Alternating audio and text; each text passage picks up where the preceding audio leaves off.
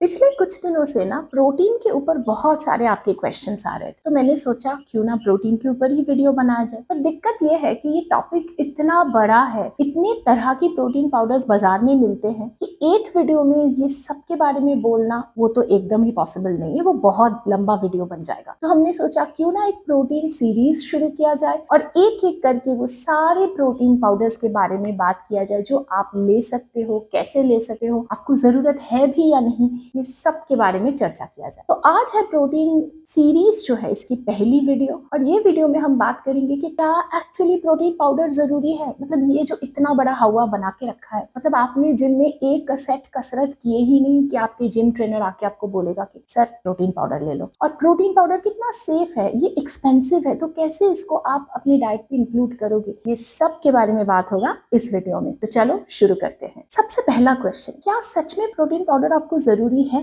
देखो, आंसर है नहीं और हाँ भी। क्यों नहीं? क्योंकि अगर आप एवरी डे प्रॉपरली खाना खा रहे हो, मतलब एक बैलेंस डाइट फॉलो कर रहे हो, तो फिर वो खाने से बेहतर तो कुछ भी नहीं है। कोई भी सप्लीमेंट्स खाने को रिप्लेस नहीं कर सकता, तो आपको कोई भी सप्लीमेंट लेने की कोई जरूरत नहीं है। पर क्वेश्चन ये आता है, क्या आपका डाइट बैलेंस्ड है? क्या आप ठीक ठाक खाना खा रहे हो? देखो, या आपकी डाइट अगर शुरू होती है मारी बिस्किट के साथ, शाम को जाके भुजिया, पकौड़ी, समोसा ये सब भी हो जाता है, या फिर आपका वीकेंड्स में थोड़ा बहुत अल्कोहल भी इंक्लूड होता है, अगर ये सब हो रहा है ना, और बहुत ज्यादा प्रोसेस्ड फूड पे अगर आप डिपेंडेंट हो, मतलब तो फिर ऑब्वियसली आपका डाइट तो बैलेंस्ड नहीं है। फिर आपको डाइट बैलेंस बनाना पड़ेगा। अगर आप बैलेंस डाइट ले सकते हो तो बिल्कुल ठीक है, फिर प्रोटीन पाउडर नहीं चाहिए। अगर डाइट आपसे बैलेंस नहीं होता है, अगर आपको लगता है कि नहीं भाई मुझे तो बहुत ज्यादा वर्कलोड है, मैं बहुत बिजी हूँ, इतना सारा खाना कौन बनाएगा, कौन कैसे खाएगा, ये सब अगर आप सोच रहे हो ना, तो फिर प्रोटीन पाउडर आपके लिए है। सबसे पहले तो प्रोटीन आपको चाहिए क्यों? देखो, आपकी बॉडी की जो ग्रोथ है, डेवलपमेंट है, रिपेयरमेंट है, ये सबके लिए प्रोटीन तो चाहिए, क्योंकि हर आपकी एक एक सेल जो है वो प्रोटीन से ही बना हुआ है। इसके अलावा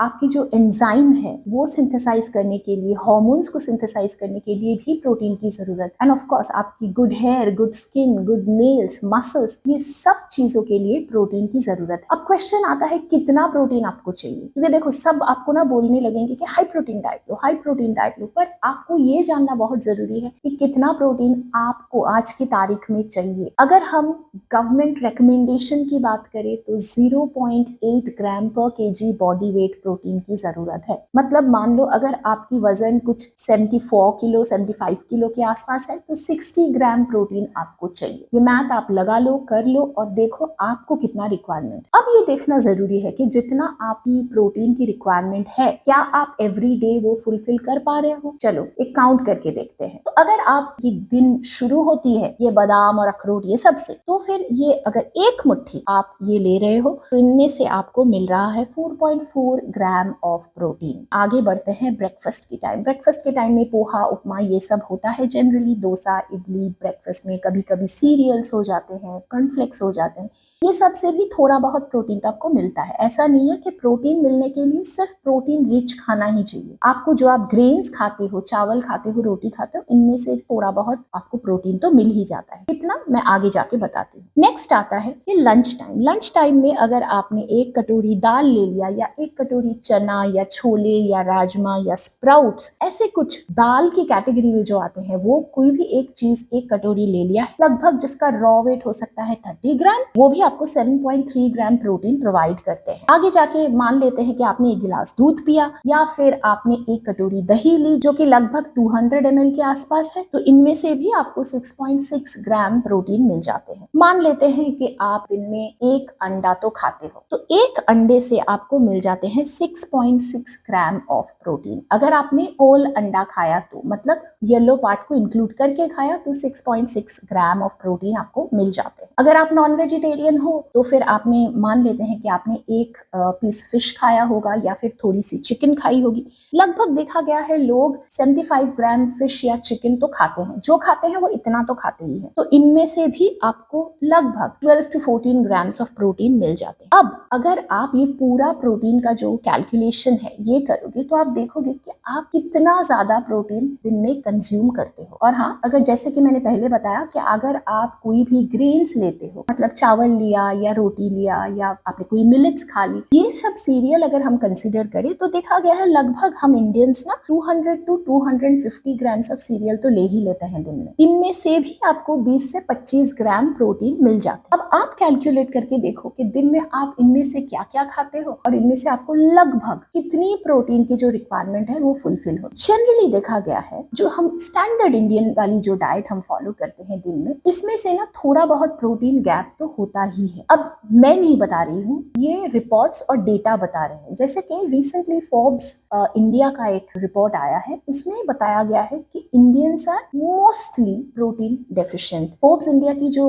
फाइंडिंग है इसी के साथ मैच करके इंडियन मार्केट रिसर्च ब्यूरो का एक रिपोर्ट निकला है। वहां पे भी बोला गया है कि 73% ऑफ इंडियन जो कि शहर में रहते हैं और लगभग अच्छा खासा कमा लेते हैं, उनमें भी प्रोटीन डेफिशिएंसी पाए गए हैं। और सबसे बड़ी बात कि 93% ऑफ ये पॉपुलेशन को पता ही नहीं है कि उनको प्रोटीन डेफिशिएंसी है। अब आप सोचो कि सिचुएशन कितना खराब है। तो ये जो आपके बाल झड़ रहे हैं, ये जो आपकी स्किन में रिंकल्स आ रहे हैं, या फिर आपको उतना ज्यादा काम करने का एनर्जी नहीं मिलता है और आपको बार बार जो भूख लगती है और आपको लगता है कि कुछ तो खाया जाए, कुछ तो खाया जाए, ये जो क्रेविंग आपको हमेशा होती है, ये सब हो सकता है इसलिए है क्योंकि आपकी जो प्रोटीन है वो डाइट में कम है। तो सोल्यूशन क्या है? एक है कि आप अपना डाइट को बैलेंस्ड बनाओ, आप अच्छी खासी प्रोटीन फूड आप डाइट पे इंक्लूड करो। दूसरा जो आसान ऑप्शन है वो है कि आप सप्लीमेंट लेना चालू करो। Protein supplement is not actually very dangerous. अगर आप नाप तोल के पूरा खाना खाने के बाद भी जितना प्रोटीन गैप आपको लगता है वो प्रोटीन गैप को फील करने के लिए अगर थोड़ी सी प्रोटीन पाउडर आप ले लेते तो वो कोई भी गलत नहीं है, वो बिल्कुल भी नुकसान भी नहीं करेगा, प्रोवाइडेड आप प्रोटीन पाउडर कौन सा ले रहे हो। क्योंकि बहुत स्कैम चलते हैं, बहुत खराब क्वालिटी की प्रोटीन भी मिलते हैं इंडियन मार्केट में, क्योंकि ये मार्केट रेगुलेटेड नहीं है। तो अगर आप अच्छा प्रोटीन पाउडर चूज करते हो और माइंडफुली बस आपकी जो प्रोटीन गैप है उसको फिल करने के लिए प्रोटीन पाउडर लेते हो मॉडरेशन में, तो फिर वो आपके लिए लाभदायक ही होने वाला है। अब एक क्वेश्चन आता है कि देखो प्रोटीन पाउडर लेने से किडनी खराब हो जाती है, क्या सच है? नहीं, बिल्कुल भी नहीं। प्रोटीन पाउडर के साथ ये जो किडनी का रिलेशन है ना, वो है कि अगर आप हद से ज्यादा प्रोटीन लेते हो, पर हम इंडियंस में मेनली प्रॉब्लम ये है कि प्रोटीन हम लेते ही कम है, हम क्रॉनिकली प्रोटीन डेफिशिएंट होते जा रहे हैं। तो हमारा प्रॉब्लम किडनी खराब का नहीं है, जितना आपको जरूरत है 0.8 ग्राम पर केजी बॉडी वेट, एटलीस्ट उतना प्रोटीन अगर हम ले लेना तो हमारी बॉडी में